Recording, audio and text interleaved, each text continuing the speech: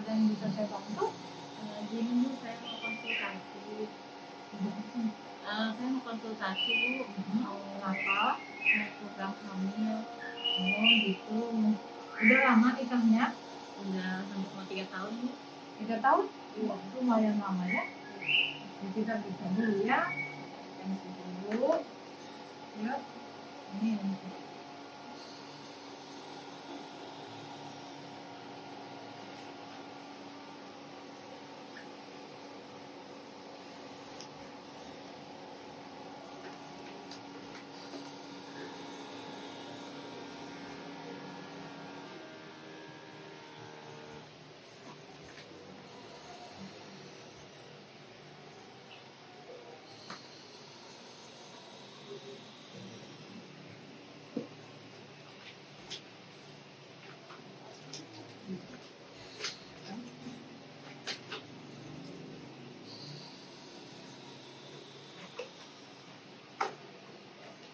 Oh, tensinya bagus. 110, 170. Nasinya 78. Normal ya. Ini tinggi badannya berapa, Mbak? 155. 155. Coba ditimbang. Ya.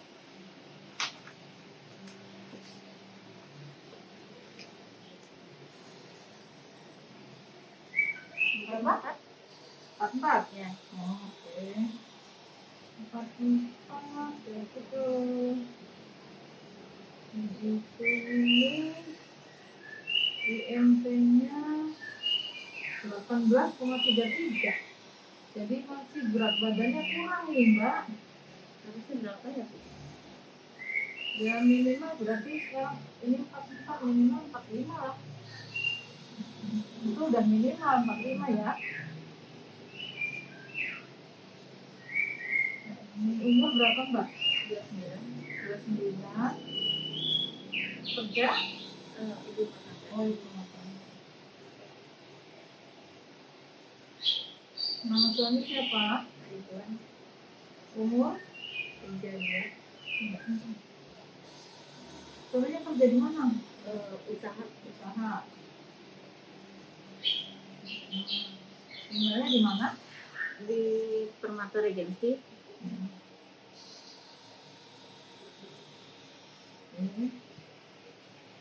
Jadi udah 3 tahun nikah? Iya Bu. Headnya teratur nggak? Alhamdulillah teratur sih Bu. Teratur. Setiap bulan lancar? Lancar. Headnya banyak nggak? Banyak. Cuman biasanya 3 hari doang. Oh, 3 Tidak hari lepas tapi banyak ya. Berarti itu masih normal ya. Sebelumnya udah pernah hamil? Belum pernah. Belum pernah.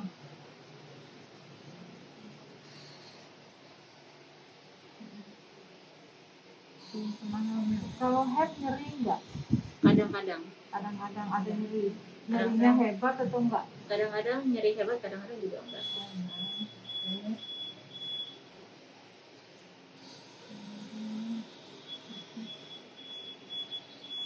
Tiap bulan dapat head ya, teratur. Terus gimana pola makannya?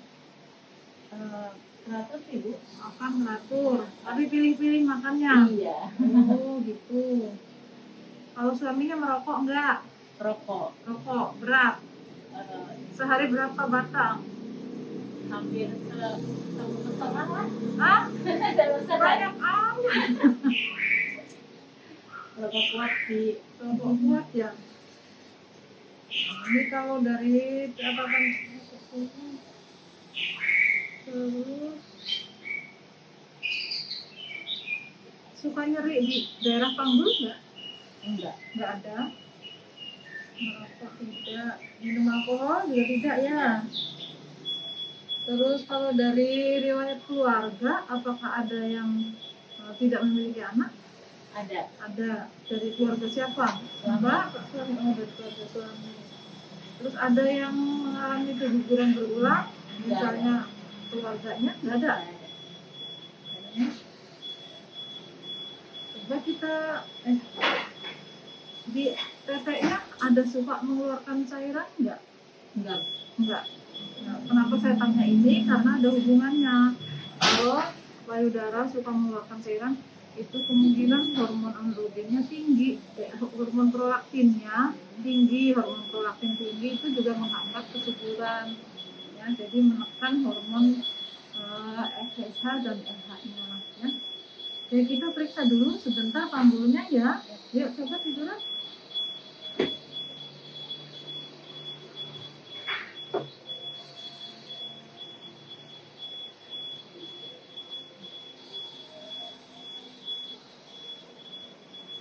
Yuk kita punya dua-duanya. Ada nyeri nggak? Nggak ada. Tidak teraba juga dari dalamnya, nggak ada masalah. Oke, ya, yuk.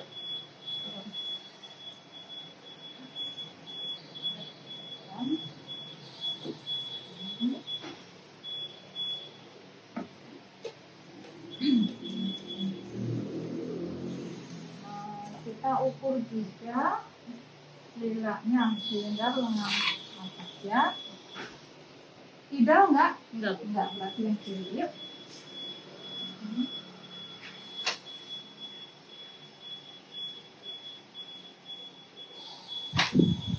Dua empat.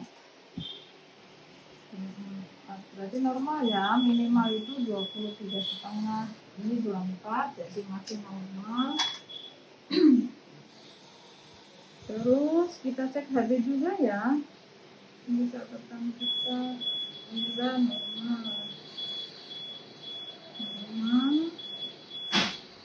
Indeks massa tubuhnya rendah ini ya, 18,33. Kita cek HB sekalian ya.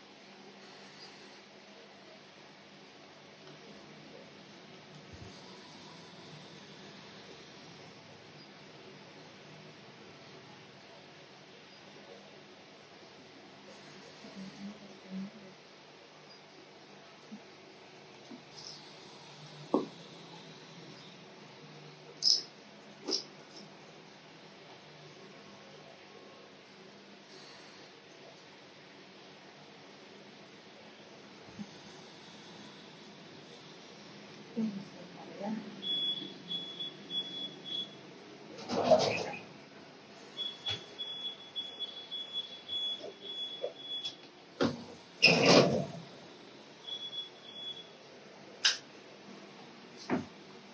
Yuk, ambil darahnya sedikit.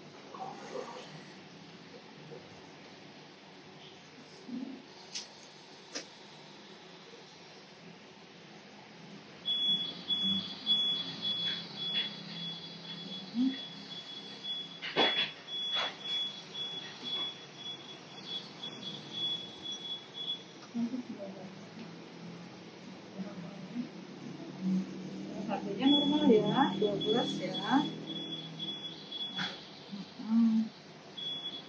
HB-nya 12, jadi normal. Nah ini jadi terus mohon maaf nih, kalau hubungan suami istri itu seminggu kira-kira berapa kali? 2-3 kali ada? Ada.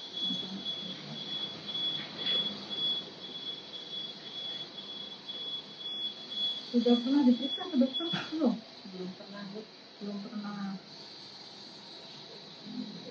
Ini kalau dilihat dari lingkar lengan atas sih sebetulnya masih normal, karena 24, minimal tuh 23,5. Tapi ini dari berat badan Mbak nih, dari berat badan Mbak masih kurang. Nah ini bisa berpengaruh juga ke kesuburan. Jadi banyak faktor masalah nggak punya anak itu, banyak faktor. Suaminya nggak diajak ini? Lagi ada urusan kok. Oh, ada urusan. Oke. Mestinya kalau konsultasi begini ya ajak suaminya bareng biar tahu dua-duanya ya. Karena masalah punya anak itu dari dua belah pihak, bukan cuma dari istri aja ya. Gini, jadi kemungkinan ini permasalahannya gini, kalau mau program hamil itu harus diperbaiki dulu dari pola makannya. Kalau makannya pilih-pilih. Iya. Nah, kalau makan itu buat diperbaiki dulu gizinya. Itu nih kayak ini ibu punya contoh ya, ini. Jadi untuk mempersiapkan kehamilan itu perlu gizinya yang cukup. Jadi diperbaiki gizinya. Nih gizi utama yang diperlukan itu ada zat besi. Zat besi itu dari ikan, telur, kacang-kacangan, sayuran yang hijau tua, sama daging. Terus dari asam folat juga lebih penting lagi nih. Ya, kebutuhan asam folat ini contoh-contoh makanannya seperti ini. Sama kalsium. Jadi usahakan banyak makan yang mengandungi 3 macam unsur ini ya. Selain itu juga ini kalau umpamanya nggak suka dengan ikan, boleh ganti yang lainnya. Jadi protein itu nggak cuma dari hewani, tapi juga dari nabati. Bisa kalau nabati itu dari tahu, tempe gitu, boleh, nggak apa-apa ya. Terus ada lagi yang mau ditanya. Oh iya, tadi masalah headnya kan teratur.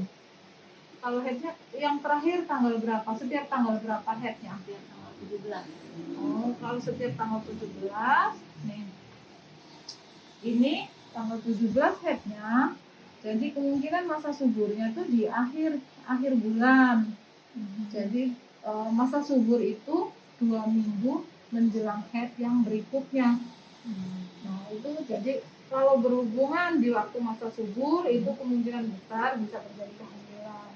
Tapi kalau tidak masa subur, mau sehari 2 atau 3 kali berhubungan ya kemungkinannya kecil untuk jadi ya. Kalau cara menghitung masa subur, cara biar tahu masa suburnya kapan gimana?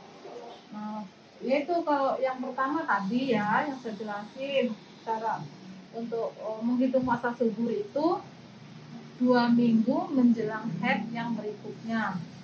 Atau ada lagi cara lain yang bisa diukur sendiri dengan suhu tubuh. Suhu tubuh itu jadi Mbak gini, tiap hari itu Mbak punya catatan, setiap bangun tidur sebelum beraktivitas ukur tuh suhu tubuhnya dulu. Nah, dicatat tiap hari. Nah, nanti kalau punya hari ini 36, besok 36,1, besok lagi 36, besok lagi 36,2. Catat tiap hari. Nah, nanti suatu saat dia suhunya lebih tinggi dari yang lainnya, nah kemungkinan di waktu suburnya yaitu pas suhunya tinggi. Nah, ada lagi satu cara lagi, yaitu dengan lendir septic atau lendir yang dari vagina. Kan suka kalau di pertengahan setelah head itu kan suka ada keputihan tapi yang bening itu. Iya. Nah itu lendir yang bening dari vagina itu kalau dipegang begini, nah ada seperti benang tidak terputus antara ini ada lendir dipegang, nah gitu. Nah itu kemungkinan waktu subur. Iya, jadi kalau dia masih putus-putus itu malah lendir biasa lah gitu. Tapi kalau dia lendirnya tidak terputus seperti ada benang, ya itu kemungkinan di waktu subur itu. Jadi kemungkinan besarnya akan terjadi kehamilan ya di waktu subur itu gitu ya. Warnanya bening. Warnanya bening. Jadi enggak yang kuning atau yang bukan kayak putih susu. Bukan, itu mah keputihan ya. Jadi bening, lendir bening. Itu lendir bening itu yang menandakan kesuburan. Nah, selain itu juga ada juga sih dengan alat untuk tes kesuburan, ada juga alatnya. Itu biasanya dengan pakai air ludah. Ya, tapi ya yang gampang aja, nggak perlu pakai alat ya tadi lah, ukur suhunya, terus inget-inget headnya. Jadi 14 hari menjelang head yang kedua itu, yang berikutnya itu kemungkinan waktu subur. Jadi eh, berhubungan di waktu subur ya kemungkinan angka kehamilannya lebih tinggi. Tapi ya jangan dipikirin apa namanya, oh saya nanti mau hubungannya nanti aja kalau subur, lagi nggak subur nggak usah berhubungan, nggak gitu juga. Jadi boleh aja. Biasa aja, nanti kalau terlalu dipikirin tambah stres. Jadi ya itu salah satunya juga harus dikelola stresnya. Kalau terlalu stres mikirin nanti juga berpengaruh juga ya. Jadi kalau mau berhubungan nggak usah mikirin nanti waktu suburnya, tapi diusahakan pas waktu subur itu bisa berhubungan gitu ya. Terus ada lagi yaitu soal tadi makanan sama gaya hidupnya, terutama yaitu merokok itu loh. Jadi kalau suaminya merokok, ya istrinya otomatis ikut jadi perokok pasif. Nah itu mengurangi kesuburan, terutama kesuburan dari suami, spermanya itu mengganggu kesuburan spermanya. Jadi kalau bisa dikurangi, syukur-syukur bisa berhenti gitu. Ya, Gimana kalau begadang ngaruh juga nggak Bu? ya termasuk, itu termasuk gaya hidup ya. Jadi kurang istirahat juga mempengaruhi gitu. Jadi istirahat yang cukup. Kalau emang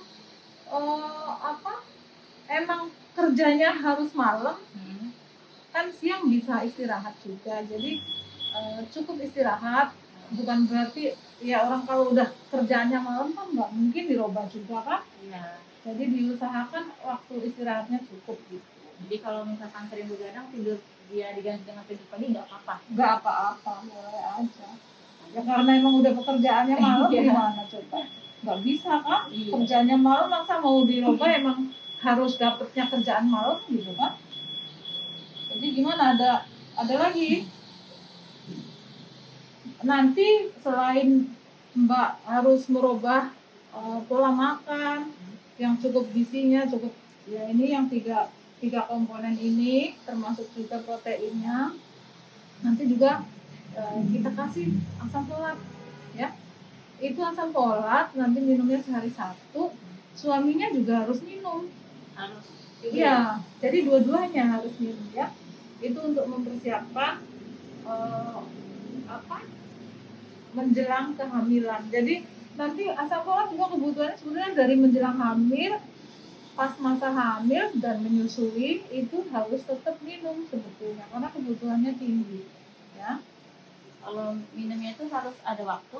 Oh enggak, bebas pokoknya sehari 1, kapan aja boleh. Jadi nggak mesti harus makan ya Bu? Iya, kapan aja boleh, bebas aja ya. Kalau minum es boleh Bu? Boleh, Nggak ada larangan ya minum es. Ya, jadi jangan lupa pola makannya diperhatikan. Jadi gizinya dicukupi. Terus gini, ini kan sudah 3 tahun. 3 tahun itu emang udah termasuk bisa dikatakan infertil. Nah kalau dari pemeriksaan ini yang lain-lain termasuk headnya itu teratur, itu sih sebetulnya kemungkinan ya ada kesuburan ya. Jadi untuk menunjang hasil pemeriksaan lainnya ya saya sarankan nanti kapan-kapan ke dokter kandungan. Ke dokter kandungan ya harus sama suami untuk dicek ke laboratorium, itu termasuk sperma suami, jadi kualitasnya, jumlahnya gitu kan. Terus untuk istrinya dicek juga hormonnya, kadar hormonnya. Terus juga untuk diperiksa termasuk pemeriksaan ada sumbatan apa enggak di saluran telurnya. Terus bagaimana dengan kondisi rahimnya atau dinding rahimnya. Itu untuk lebih detailnya nanti sebaiknya, karena ini udah 3 tahun ya, kalau masih di bawah 2 tahun sih masih istilahnya ya masih dicoba yang alami dulu. Ya nanti jadi kapan-kapan kalau ada waktu konsultasi ke dokter kandungan sama suaminya. Nah untuk saat ini ya dari pemeriksaan tadi ya paling ya harus diperbaiki pola makan aja. Ya. Kalau buat siklus head saya gimana Bu? Kalau siklusnya bagus, kalau teratur tiap tanggal 17 berarti kan siklusnya normal. Kalau ada head kemungkinan besar juga ada pelepasan sel telur, jadi ada masa subur gitu. Gimana? Ada lagi yang mau ditanya? Sudah sih, cukup nanti. Ya oke. Kalau begitu untuk saat ini mungkin cukup itu aja dulu. Nanti kapan-kapan suaminya ajak ke sini biar kita ngobrol bareng ya. Mudah-mudahan sih Ibu doain. Mudah-mudahan nanti bulan depan datang lagi udah positif ya. Oh, jadi saya langsung asam folatnya mulai dari sekarang. Mulai dari sekarang ya, nanti saya kasih asam folatnya sama saya kasih vitamin juga ya. Karena asam folat selain itu juga ada B12, ada vitamin-vitamin yang dibutuhkan untuk keseimbangan metabolismenya ya. Jadi satu lagi, kalau makan mie itu boleh nggak? Makan mie boleh aja, cuman kan semua yang berlebihan tuh gak bagus. Jadi makan mie sih boleh aja, cuman jangan tiap hari lah gitu. Kalau kalau mie itu kan nggak lengkap ya gizinya, karena kalau mie mungkin kalau sekali-sekali makan mie dicampur sayuran, dicampur telur gitu itu nggak apa-apa sekali-sekali. Tapi kalau untuk istilah karena saking senengnya tiap hari makan mie ya jangan lah ya. Jadi makan makanan yang sehat, makanan istilah makanan yang masih makan seger lah gitu. Jangan, kalau mie kan udah makanan instan, jadi kurangi makanan junk food gitu. Kirain karena gara-gara suka makan mie gitu Bu, enggak. Yang mungkin salah satunya ada andil untuk jadi kebutuhan gizinya nggak terpenuhi gitu. Itu mungkin salah satunya aja, enggak. Tapi bukan oh ini gara-gara makan mie jadi nggak punya anak ya, nggak juga begitu. Mungkin ada faktor-faktor lain karena faktornya lebih kompleks gitu, nggak cuma karena makanan mie doang jadi nggak hamil gitu, nggak juga. Jangan kata zaman orang dulu kan bilangnya gitu, jangan makan yang instan nggak bagus. Ya emang betul, makanan yang instan nggak bagus. Emang betul, jadi makanan yang bagus ya makanan yang masih fresh gitu. Kayak sayuran ya sayuran fresh masak sendiri. Jadi pengolahannya higienisnya tahu, terus kualitas makanannya tahu, terus apa yang dimasukin termasuk bumbu-bumbunya juga kan bisa diatur sendiri. Tapi kalau makanan beli, banyakkan beli, kita nggak tahu juga dia higienis apa enggak. Kita nggak tahu juga mungkin MSG-nya sampai sesendok dikasihnya gitu kan. Ya. Gimana? Ada lagi? Cukup. Ya udah, mudah-mudahan untuk nanti kedepannya bisa cepat hamil ya. Untuk saat ini pemeriksaannya ya cukup, tapi nanti yang lebih detail yaitu saran saya tadi, karena udah 3 tahun jadi sebaiknya konsultasi ke dokter SPMC ya. Oke ya. Ya Kak? Ya. Selamat ya, mudah-mudahan bulan depan udah positif. Terima kasih Bu Ya. informasinya. Ya, mari.